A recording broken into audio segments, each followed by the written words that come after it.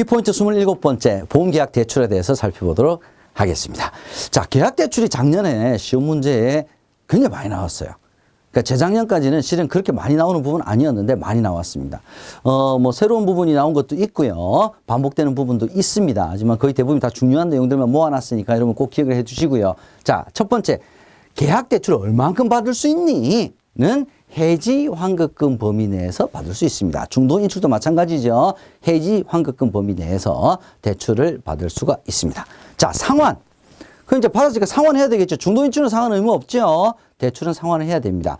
대출금과 이자는 원하면 언제든지 상환이 가능합니다. 월 계약 해당 일에만 상환해야 된다. 뭐 이런 거 틀렸습니다. 언제든지 상환할 수 있는데 상환을 하게 되면 특별 계정이 언제 투입되느냐?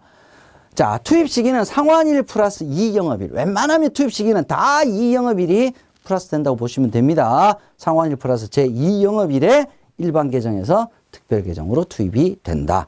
언제든지 상환할 수 있다. 상환일 플러스 제2영업일에 상환금액이 투입이 됩니다. 보험금 만약에 상환하기 전에 대출 받았는데 상환하지 않았는데 보험금 지급 사유가 발생을 했다. 그럼 보험금에서 지급하는 보험금에서 계약 대출 원리금, 원금과 이자를 상계하고 나머지 잔액만 지급을 하게 됩니다. 해지를 해도 마찬가지입니다. 대출 원리금을 상환하지 않은 상태에서 해지를 하게 되면 해지 환급금을 지급을 할 때 대출 원리금 빼고 지급하게 되겠죠.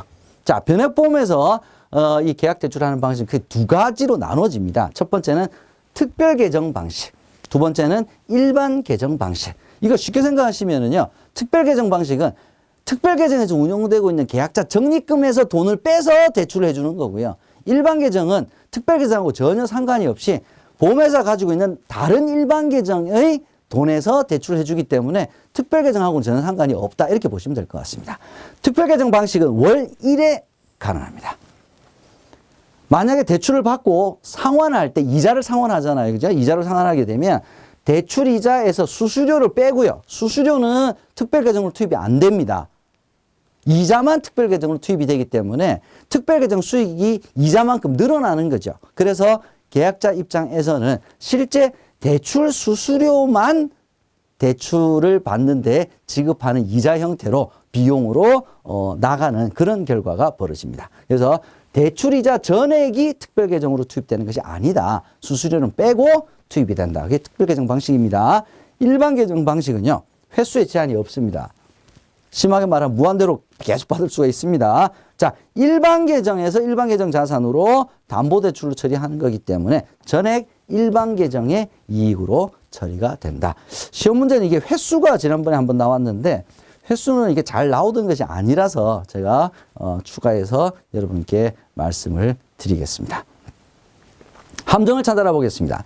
보험계약 대출은 대출 금액만큼 특별계정의 계약자 적립금에서 차감을 되는 특별계정 방식도 가능하고요. 일반 계정 방식도 가능하다. 그렇기 때문에 특별계정 방식만 가능하다 그랬으니까 틀린 질문이 되겠죠. 두 번째, 보험계약 대출 원리금은 월계약 해당 일에만 상환해야 되는 것이 아니고 언제든지 상환할 수 있다. 세 번째, 대출 상환 금액은 상환 즉시 특별계정을 투입되는 것이 아니라 상환일 플러스 2영업일 기억해 두시고요. 일반 계정 방식에 의한 보험계약 대출은 월 1회만 가능한 것은 특별계정 방식이고요.